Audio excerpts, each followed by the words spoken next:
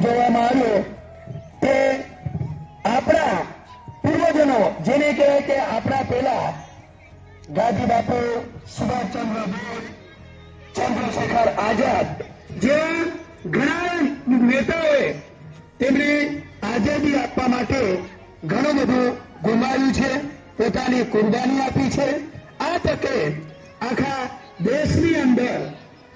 દેશની અંદર આજનો દિવસ ગણતંત્ર દિવસ તરીકે શાળાઓમાં, કિલ્લાઓમાં, વિદ્યાલયોમાં, પંચાયતોમાં, નગરપાલિકાઓમાં અને ગ્રામોમાં આ ગણતંત્રની ઉજવણી કરવામાં આવે છે।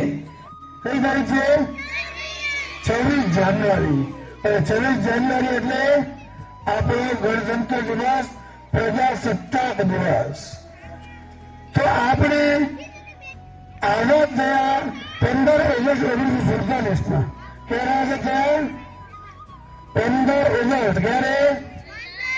15 ઓગસ્ટ 1947 પરંતુ ત્યારે જે આપણી આઝાદી હતી એ સંપ્રભુ આઝાદી હતી નહીં। દેશ કેવી રીતે ચલાવો તેનું આપણી પાસે કોઈ બંધારણ હતું નહીં।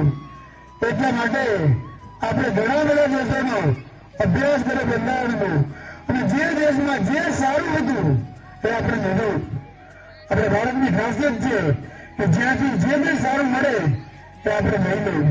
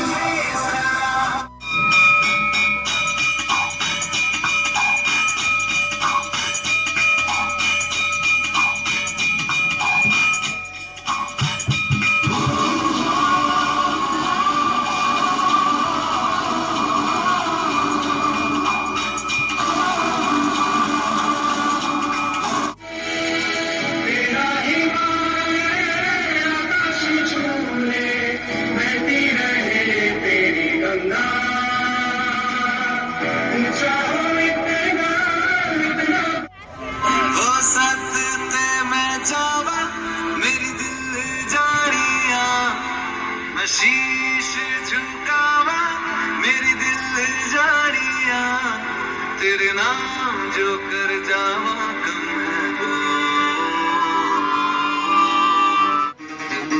बुरी नजर ना हम पे डालो, सुनो गौर से दुनिया वालों, बुरी नजर ना हम पे डालो, चाहे जितना जोर लगा लो सबसे आगे होंगे हिंदुस्तान।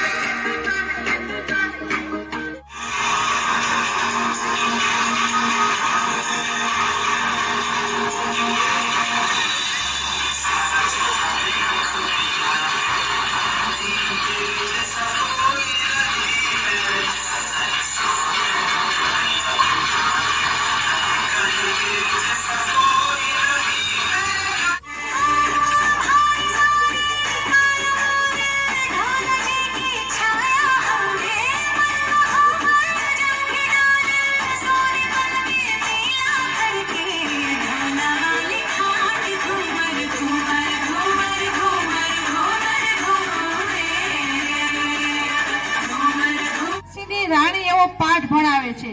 પાઠ પૂરો થઈ જાય છે પછી શિક્ષક છે એ દરેક દીકરીઓને બોલાવે છે કે ચાલ બેટા તું ઊભી થા અને બોર્ડ ઉપર લખ કે હું ઝાંસીની રાણી જેવી બનીશ। એમ વારાફરતી એક એક દીકરીઓ છે એ આવે છે અને બોર્ડ ઉપર એવું લખે છે ચોકથી કે હું ઝાંસીની રાણી જેવી બનીશ। ધીમે ધીમે